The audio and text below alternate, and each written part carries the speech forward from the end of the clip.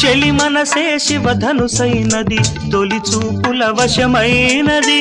వలపు స్వయంవరమైనప్పుడు గెలువనిది ఏది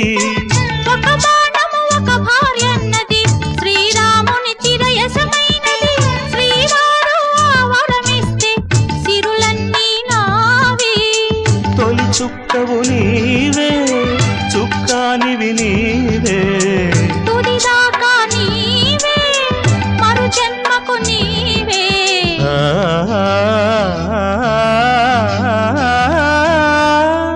జానకి కలగనలేదు రాముని సతి కాగలనని ఏనాడు రాముడు అనుకోలేదు జానకి పతి కాగలనని ఆనాడు